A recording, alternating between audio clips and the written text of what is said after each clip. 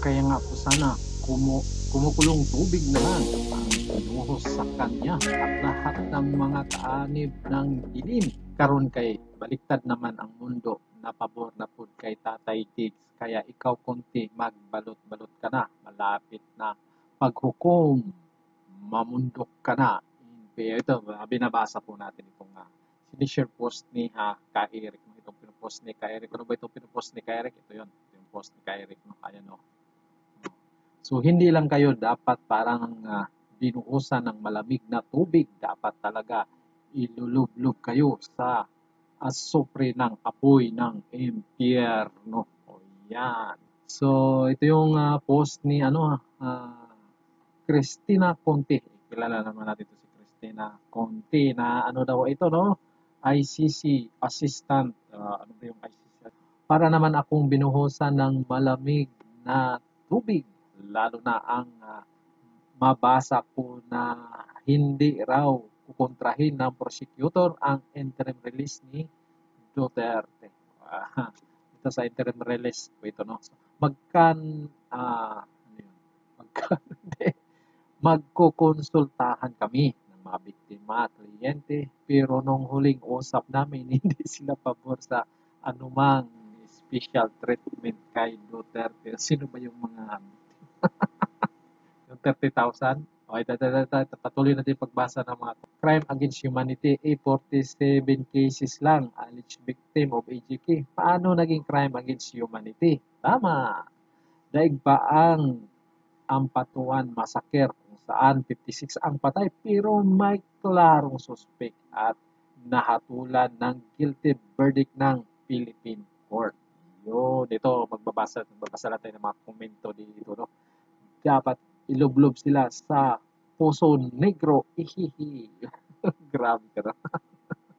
Ito, kulang pa. Ilublob dapat lagyan na ng pabigat na hindi na makaon na reaksyon ng mga tao dito sa sinasabi ni Conte. Ito pa. Nagsampa kayo. Gusto nyo lang pala na masunod. Ganyan ba ang sumisigaw ng hustisya?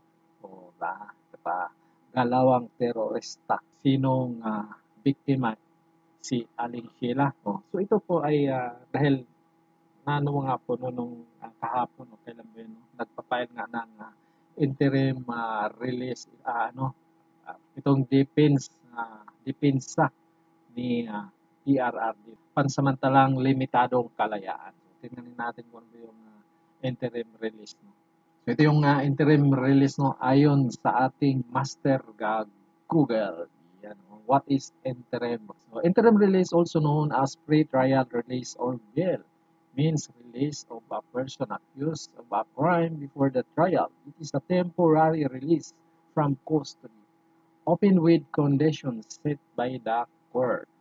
This release allows the accused to be free while awaiting trial, but they must comply with the conditions set by the court, such as appearing in court when summoned, avoiding certain places, or refraining from contact with a certain individual.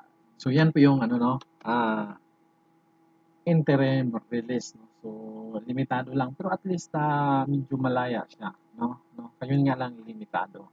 So ito parang siya, yung nakapagpiyansa, no? Dahil ilang buwan na si PRRD nakulong doon. So ang masaklap pa dito, no, etong gobyerno natin ay talagang silang nagpapadala doon, no? Yung presidente natin na matagal na tayong ginagagong. Kita nyo naman, no, yung mga sinasabi nila. Bago na yun, sinabihan na yun.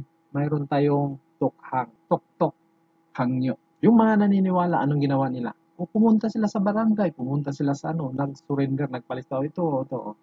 Binigyan sila ng narehab. Yung mga hindi nagpunta, hindi nag-surrender, so alam na nila, pero ayaw talaga nila. So ibig sabihin mga ayaw talaga, wala na sa isip nilang mag-surrender or talagang makisama sa gobyerno, sa programa ng gobyerno, yung drug on what. Kaya yung mga pulis ng mga panahon na yun ay handang-handa na. Kaya pag mayroon silang operation, alam na nila.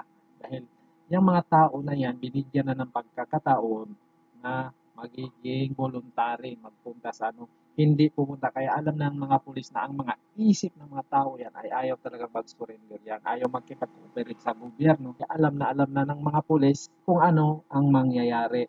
Di ba? Kaya kung makikita nyo, yung mga matitigas ang ulo, ayaw makikipag-cooperate sa gobyerno na iwasan ang mga masasamang bisyo na yan, alam na ng mga pulis na hahalik sa lupa. Diba sinabihan ka na ng gobyerno, oh, mayroon tayong tukhang, mag-surrender na kayo. Ayaw nyo. Tapos ngayon, sinakyan ng mga, alam nyo, si Conte, sino ba yan? Sino ba ang kadikit niyan? Yung mga nag-iingay ngayon, Dilawan, yung mga kasamahan sila, mga, sino ba kadikit niya ngayon?